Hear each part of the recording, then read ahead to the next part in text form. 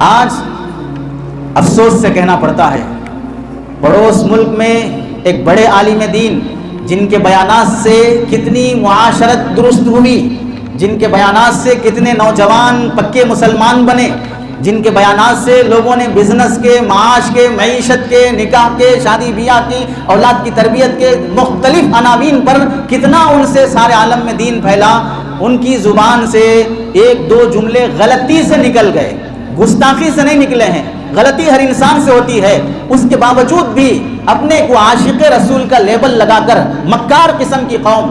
پیٹ پالو قوم، جنہیں نہ گہرائی کا علم ہوتا ہے نہ اپنی کتابوں کا علم ہوتا ہے، جن کے نام پر ہری ہری پگڑیاں باندھ کر بیٹھتے ہیں، خود ان کے فتاوی رضویہ میں، خود ان کے اپنی کتابوں میں جہاں امی کا لفظ آیا ہے وہاں بے پڑھا لکھا ہوا ہے، وہاں پر ان پڑھ لکھا ہوا ہے، اپنی تفسیر کی کتابوں میں لکھا ہوا ہے، لیکن کبھی اپنے اس مسلک کے مصنف کو بینڈ نہیں کیا، اس کی کتاب نہیں جلائی، اس کی اولاد اور نسل سے معافی نامے نہیں منگوائے، ان کے سر تن سے جدا کرنے کی باتیں نہیں آئے، جبکہ خود کی کتابوں میں لکھا ہوا ہے۔ اور جب مسلکی اختلاف کی بات آئی، عام عوام کے مجمع میں بیٹھ کر ایسے ہی جیسے صفوان نے وہب بن عمیر کو اکسایا تھا، اس طرح کے مکے کے کافروں کی نسل سے ہونا دکھاتے ہوئے اپنے ہی علماء کو قتل کرنے پر اکسا دیا جاتا ہے۔ معافی نامے پہ معافی نامہ، گستاخی کسے کہتے ہیں وہ سمجھ میں نہیں آیا۔ اپنے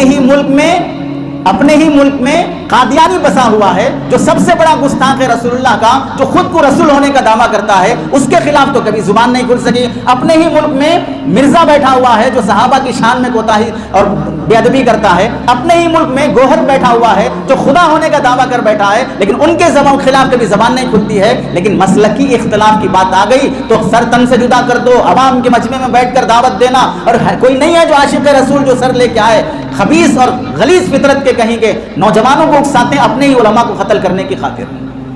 گستاخی کسے کہتے ہیں، غلطی کسے کہتے ہیں؟ ایسے موقع پر ان نوجوان یوٹیوبر علماء کی بھی ذمہ داری ہوتی ہے۔ غلطی گستاخی کا فرق بھی پتہ نہیں چلا، جیسے ہی ویڈیو آئی فوراً اس پر ویڈیو بنا دیا شہرت کی خاطر، اور جب معافی نامہ آ رہا ہے اور حقیقت معلوم ہو رہی کہ غلطی تھی، گستاخی نہیں تھی، تو پھر اب کوئی ویڈیو نہیں آ رہا ہے کہ نہیں یہ غلطی تھی، کوئی گستاخی نہیں تھی، ہم اس سے آپ کی حفاظت چاہتے ہیں، ہم آپ کی غلطی اور معافی تسلیم کرتے ہیں، طرفداری میں کوئی حمایت نہیں آئے گی، تو پھر سمجھ لیجئے اس قوم کو قتل کرنے کی خاطر کسی ہٹلر کی ضرورت نہیں ہے، اس قوم کو مارنے، موت کے گھاٹ اتارنے کی خاطر کسی چنگیز خان کی ضرورت نہیں ہے، کسی ہلاکو کی ضرورت نہیں ہے، کسی ظالم کی ضرورت نہیں ہے۔ یہ قوم خود اپنے آپ کو قتل کر دے گی اور اپنوں کے خون کی پیاسی بن کے مرے گی۔ کون سے موضوع کو اچھالنا چاہیے، کس کو نہیں اچھالنا چاہیے،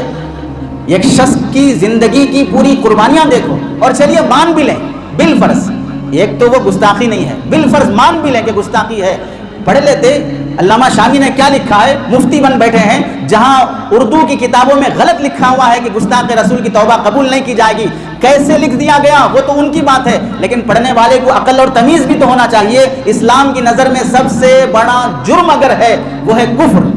کفر کے بعد اگر کوئی بڑا جرم ہے تو اسلام میں آنے کے بعد مرتد ہو جانا، پھر کافر بن جانا۔ کیا اسلام میں یہ پیغام نہیں ہے؟ مرتد کو بھی 3 دن کی مہلت دی جائے گی، واپس اسلام میں آنے کی خاطر فوراً قتل نہیں کیا جائے گا، اور قتل بھی کیا جائے گا تو قاضی شہر، حاکم شہر قتل کرے گا، عوام کو اکسایا نہیں جائے گا، چونکہ مارنے دھاڑنے کے کام ہاتھ میں لینے کی اجازت عوام کو نہیں ہے، حکمرانوں کو ہوتی ہے۔ تو پھر اتنی تمیز نہیں ہے قوانین اسلام کے سلسلے میں، جلسے میں بیٹھ کر اکساتے ہیں پبلک کو کسی عالم کو قتل کرنے کی خاطر۔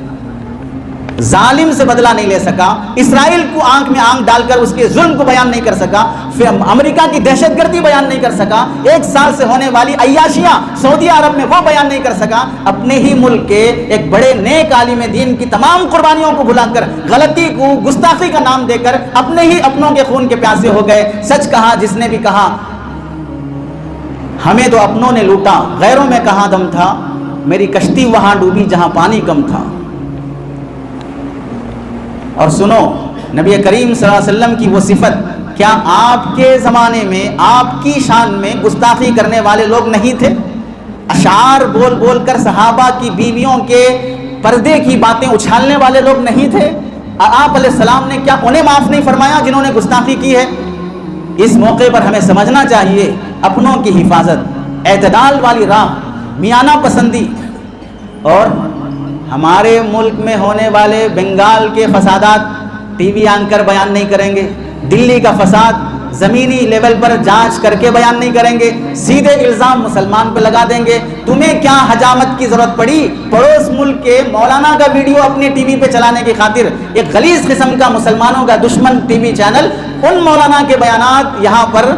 فسادی ہے، گستاخ ہے، فلاں۔ تم ہے مسلمان نہیں ہے، اور تم کیا سمجھو گے گستاخی کو؟ اور جو اس ملک میں نبی کی شان میں گستاخی کر بیٹھا ہے اس کی تو ویڈیو اپنے چینل پہ نہیں چلائے، اس کو تو اپنے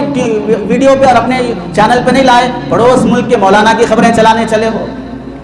سوائے شہرت کے، سوائے فتنہ مچانے کے کوئی اور مقصد ایسے عیاشوں کا نہیں ہوتا ہے۔